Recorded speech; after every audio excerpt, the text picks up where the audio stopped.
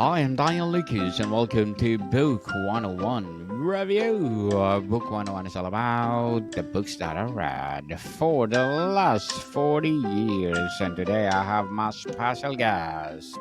He's the founder of Mint Aid, the world's first website with all the groups helping people with mental illness. No other than Mr. Matthew Dickson. Thanks for having me on. I really appreciate this. Welcome to Book 101, Mr. Matthew. And can you please introduce more about yourself? Thank you. Yeah, so I'm Canadian. I grew up on the east coast of Canada where I've lived for most of my life. And yeah, I had a average childhood. But when I went off to university, I started developing symptoms of schizophrenia. So that really took my life down a different path. For a long time, I'm 53 now, but I got the disease at 22. Um, before I uh, Before the disease hit me, though, at 20, 2 years before I'd get the disease, I bicycled across Canada, and that trip kind of came out of nowhere. I wanted to do something fun with my life, and I did it. It was incredible. I had such a fun time. When the disease hit, though, that took my life down a completely different direction, and I was struggling for my life. It's I sort of have two audiences, two groups of people I talk to. One is people who are going through mental illness and know how difficult it can be. The other audience is people who haven't been through mental illness, and I try to tell them like how difficult it really is. But for the people going through it, I want to give them hope because it is possible to recover. I mean, nothing's guaranteed, but it is possible to recover. It is possible to decrease your symptoms, at least partially. In some cases, maybe the whole way. It is possible to get better. But I just want to let people know that it's not for schizophrenia. The disease isn't a death sentence. There are many people who do recover from the disease. I still take my medication. I'm not going to go off that. I'm not cured, but I am feeling pretty good in life.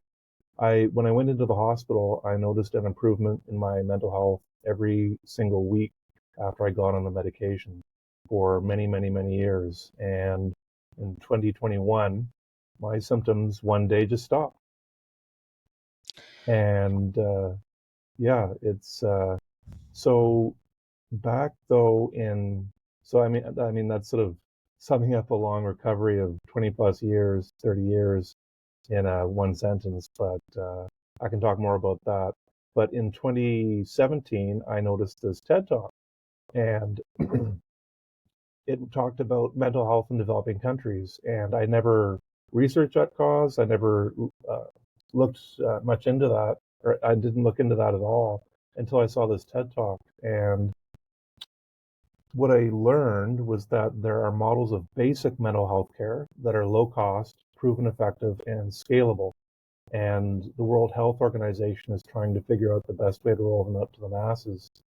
In the meantime, there's groups helping using these models of basic mental health care and helping thousands of people recover in developing countries from mental illness. So it's a vastly under-resourced cause, and I started researching it. And I learned that for the groups helping, the organizations using these models of basic mental health care, they're scattered across the web. And what I thought I could do was, well, why don't I make a website? Mindaid.ca is what I called it eventually. And I thought, why don't I put all these groups on one site so it'd be easy to help, easy to choose which group you'd want to donate to help someone with mental illness in a developing country. So I made the website in 2018, and yeah, so the last 15 years or so, there's been a lot more work in talking about mental health publicly, but it wasn't until 2020 when the world started to officially talk about mental health in public. It was blown wide open. And so when I made the website in 2018, it was still a little uncomfortable to talk about mental health in public. It was still somewhat hush hush. But now that we can talk about mental health in public, if there is ever a time when mental health in developing countries, this cause, could take off, it's now. If you tried to help someone with mental illness in a developing country in like 2000 or 1990 or 1980, we weren't allowed to talk about that. So we've been helping people with mental illness. Well, we've been helping people for all sorts of causes in developing countries for decades and decades, uh, drilling wells, building schools, sending mosquito bed nets, farming tools. But yeah, it's yeah. So I'm really excited about this website. I think of it as some of my life's work that I'll do, and I am happy to spend the rest of my life trying to help people who are suffering like me. I mean, I went through mental illness in Canada with more resources here, but yeah, my heart, as soon as I got the disease and the pain hit me, it was so painful. My heart went out to people with mental illness in developing countries or in extreme poverty, in war-torn countries. I thought, how did you do that? I felt like I was living in a war zone myself in a sleepy part of Canada with very little crime. I just felt like I was living in a war zone and that was all caused by the disease. So it's my heart just went out to people who had many more challenges to deal with than mental illness. And yeah, so it does me. I'm happy to promote this and be one of the many people helping, trying to help this cause. Mr. Matthew Dickson, thank you so much for sharing your knowledge and wisdom to the world. Thank you. What are the biggest challenges in addressing mental health issues in developing countries? The biggest challenges? Yes. There's still stigma associated with it in some places. It's and lack of resources. What happened was a man back in the 90s, a man by the name of Vikram Patel. This is the TED talk that I first saw that told me about the cause. He said, you know, we have models of basic physical health care for people. We've had these for decades, if not centuries, that tell people how to, where there's no hospital around for hundreds of miles, no doctors around. How do you treat a broken leg? How do you treat pneumonia? Pneumonia, that kind of thing. He said, why don't we do the same thing for mental health? So they did. They've got these models of basic mental health care that are low cost, proven effective, and scalable. And they basically what they do is there's different variations of the models. Um, One of the models is you go into a community that has that's struggling for mental health care there, and they handpick some of the people in the community who have some basic leadership skills or health skills, maternal health skills, that kind of thing, and they teach them how to deliver these models of basic mental health care to their own community members. So that's one way. Strong Minds, which works in Africa, strongminds.org. They've been another group. They use a radio to broadcast information about mental health in places where there's little communication structures, infrastructure. They use radio. That's a big one for spreading the messages around, saying, "Look, you can come here, come to our facility, and get help if you're suffering." And teletherapy has also taken off with in recent years. So in Africa, for example, you can go and see a doctor um, remotely if you can't make the journey there yourself. So that's a new one too. Mental health teletherapy. It's yeah. Mr. Matthew, how do or what role can community based initiatives play in supporting mental health in these regions? So I'm not really an expert in that. I've looked up into the cause. I look at myself more as a promoter for this cause. I don't, with my website, I don't um, physically help people themselves. The website, I found these groups. The website mindaid.ca is at its essence and essentially a curation site. I've put the nonprofits, the charities that are using these models of basic mental health care on the site, so people can go directly on their sites to donate and fundraise for them. I don't handle that money myself. So, sorry, I'm just getting over a bit of a cold. um, so I look at myself more as a promoter for this cause. I'm trying to make people more aware of the cause itself, and it's I found some of the statistics for the cause were a bit. What I tried to do is find some of the main things about the main points, the sound bites that I could help share for the cause. For example, some countries. Sorry, I'm just a bit dry here. Let me get a bit of water. Good. No worries.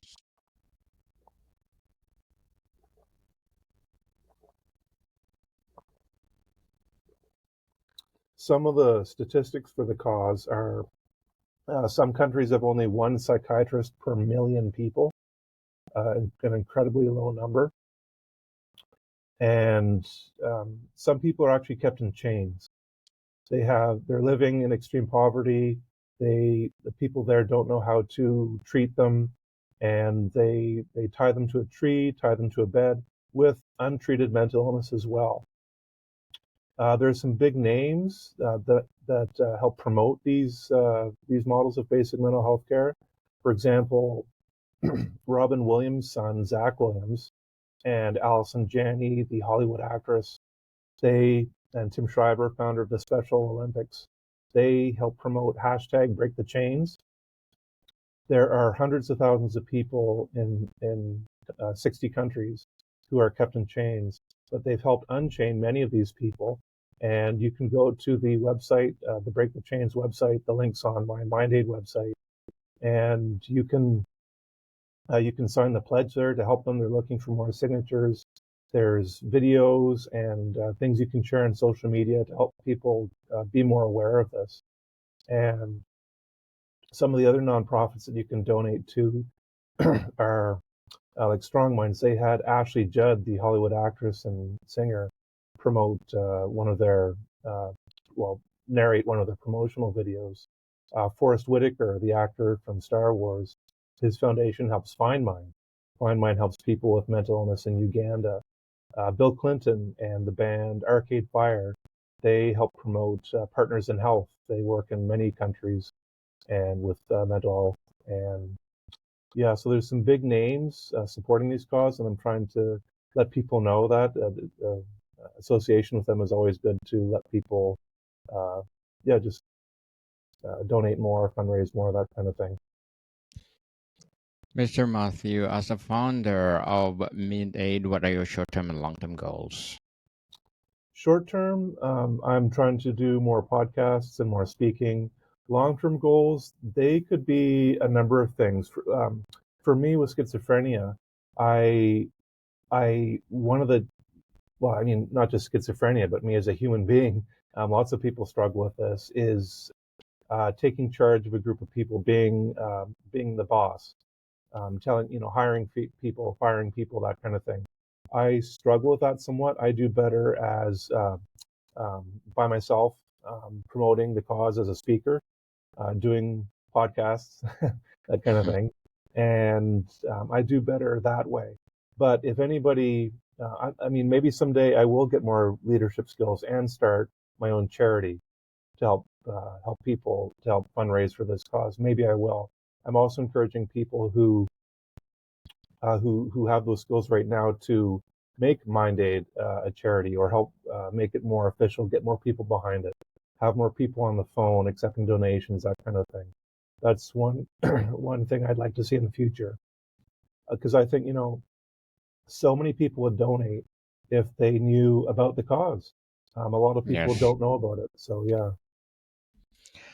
Well, good luck to your goals, Mr. Matthew, and looking forward for more success. And what would be your piece of advice for those people that don't want to be like you? Well, one thing I do want to say is that in 2023, I bicycled across Canada again. I became the first person with schizophrenia to bike across Canada. So I've done it twice now. And There's a film about the ride. It's on my website, and if that can offer any inkling of hope to people suffering with it, it's yeah, it's that's one thing. The other thing is that there's a book. I mean, I've read tons of books on how to get myself better, and also how to advocate and build a website, get on social media, do media interviews. I've learned a lot of that stuff. To get myself better, I've read hundreds of books on that, like to get improve my mental health, my people skills. And but there's one book in particular that has just it's phenomenal, and I've been telling people about it for years. The sec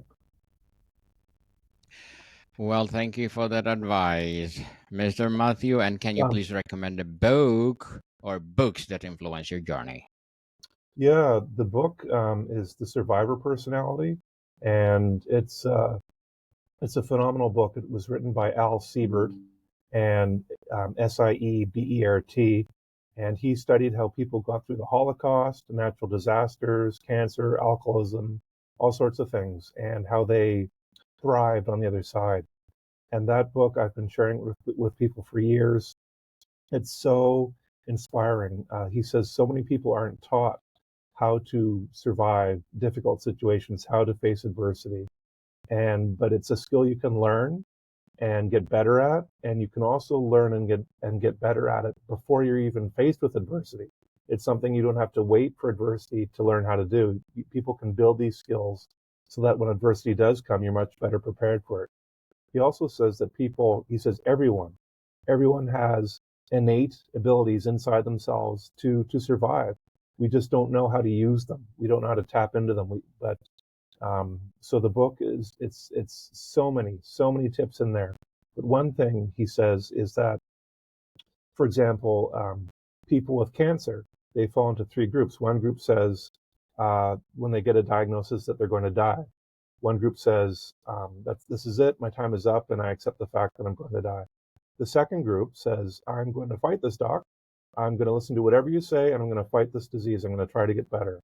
The third group, the survivors, say, I'm going to fight this, doc, but I'm going to listen to what you have to say, and I'm going to get a second opinion, and a third opinion, and a fourth opinion. I'm going to take my recovery into my own hands. Sometimes they're labeled as difficult patients because they say, no, you're not going to do that to me. I know my body better than anybody else. That's not going to happen.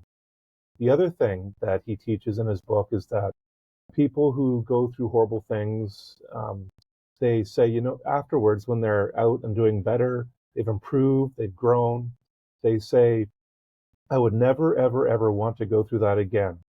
But that was the best thing that could ever have happened to me. And there are people who go through horrible things and once they're through it, they're happy. They're just very, very happy people.